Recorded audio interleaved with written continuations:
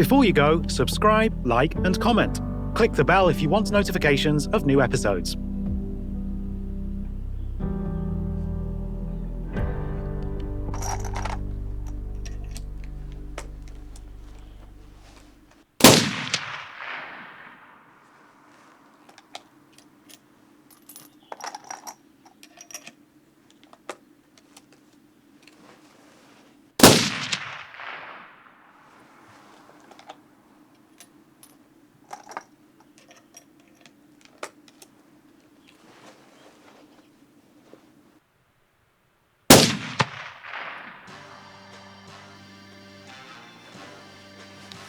Anyway, let's talk hats. Now, every outdoorsman has a bloody arsenal of these things. Now, a standard cap is quite useful because of the shade it throws over the eyes. It gives you less strain and makes observation easier. However, when you are shooting, it's not really good because the brim here is going to interfere and it smashes into the scope and you can throw your shots. Some turn it backwards and other tries to lift the cap. So it's the stiff brim here that will be the problem. Now you can use a running cap. They usually have a smaller brim as not to catch in the wind, and the brim here is actually softer, and quite often a running cap will steer clear of the recoil and the scope. If you have to use caps, a running cap is probably a better option than the normal ones. It is also possible to find caps that is closer to a sixpence, very short brim, usually soft, and absolutely no interference with the scope. And there's absolutely no interference with the ear defenders. Your monkey ears are going to be very exposed to the sun. It's easy to get sunburns. And the solution to all the problems so far is of course to use a sun hat. Very soft brims, covers the eyes, covers the neck. You can have them warm or you can have them like this one.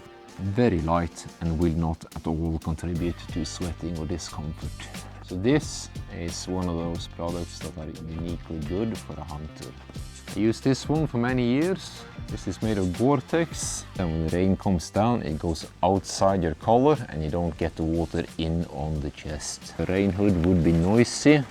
It shuts you off from your environment. This leaves your ears open and you're much more connected. So this is superb for the forest. For the mountain, not so good, and mostly because of the sweating. You build up a lot of heat with this fleece interior. Doesn't work very well with the air defenders at all. The bulk of this compared to this, it's a significant difference when you want to pack them. Another product which you should have in your arsenal is a simple thin wool cap. It's airy, it adds a lot of heat. Together with your hood, it provides an excellent weight to warmth ratio. This one you can walk with, but even a small change will be a lot more sweaty. You can't really walk with this the same way you can with this. And the difference here is in the brim. This one is just a single layer, whereas this one here folded, and that double layer of wool is enough to leave you sweating. So this for walking, and this isn't really warm enough for sitting. So the second wool hat you need is the heaviest wool you can get. Keep this in your backpack. Problem here is this is acrylic and it's absolutely not going to do the same job as this. And this is the last type of headwear that should be in your arsenal. This is a balaclava. So you want an open face. You want the brim here to go as close to your eyebrows as possible. And you want to pay particular attention around the jawline here. Most of the American or Chinese brand doesn't produce a proper balaclava. And what will happen, it will put tension on your jawline and you're going to have pain on the side here. Hello! So this is my base layer and it has a scuba hood. So it doesn't really matter what brand you use. Just make sure it doesn't obscure your vision, it doesn't fall into your eyes or stays put when you look to the sides. So that's really it. So the most important part of this message is don't get a run-of-the-mill caps with these stiff brims. They are absolutely horrible for shooting. Stay away. This episode contains sponsored items.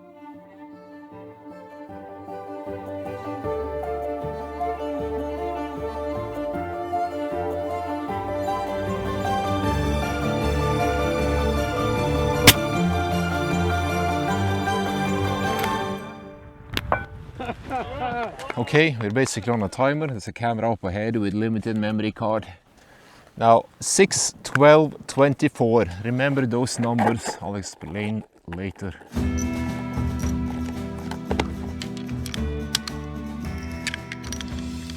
So range is roughly 400.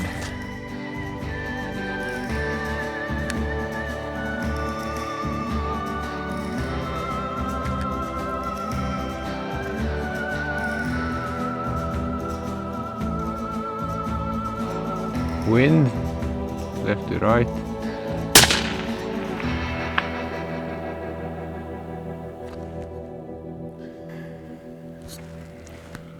Smash the camera.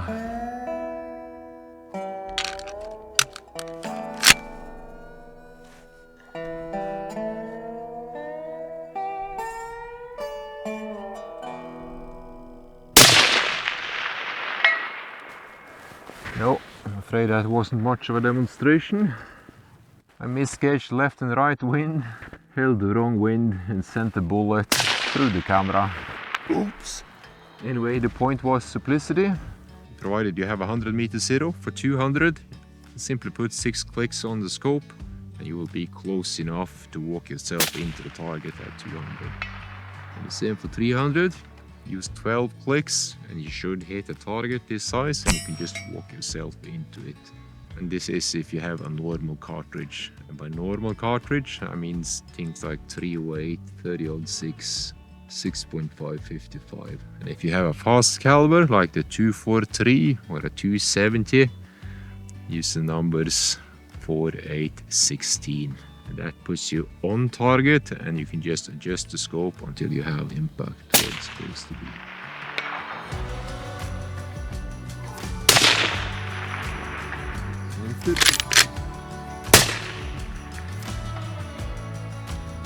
Center.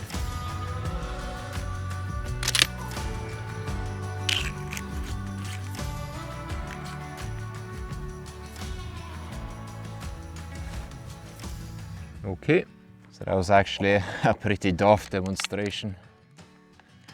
Killed the camera, almost started a fire, and didn't really get my point across. But anyway, I have the stock length now, and of course, now the stock looks ugly. But that's in line with me being me and not having the patience to do it properly.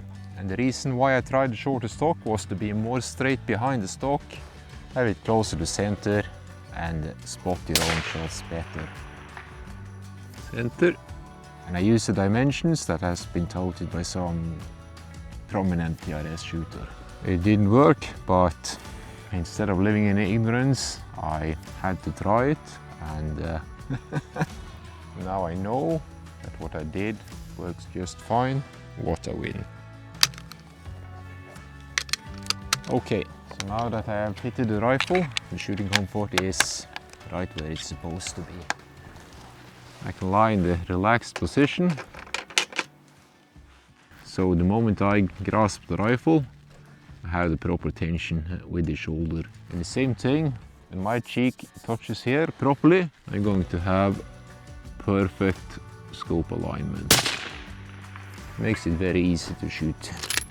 So the only thing to remember now is to build the grip properly, and that requires a bit of practice because this stock is new to me. But I'm shooting it fairly similar to what I do with my K95.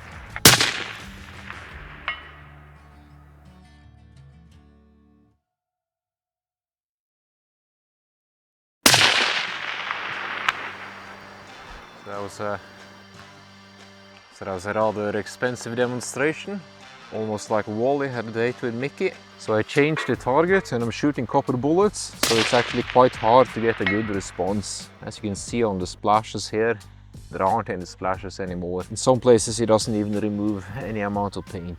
We have a good zero at 388, and this is actually farther than I'm ever going to shoot that 243 with copper bullets. And sadly I didn't get the demonstration I wanted. And just to be absolutely clear, I'm not saying that the 6-12 rule will be the solution. It will just get you on the target close enough so you can walk into the target. You will be on a target like this so you can just walk in the bullets.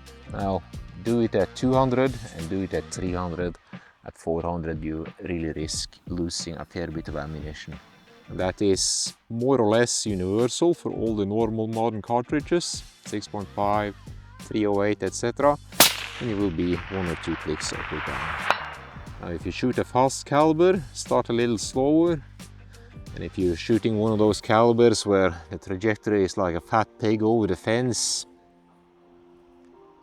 you shouldn't really shoot at these ranges with that. Okay, it's starting to rain and I have to go to work, so I'll catch you at a later stage. Subscribe to the THLR channel by clicking the left logo icon, so you'll be shooting straighter than a drunk skunk before the sun shines over northern Norway.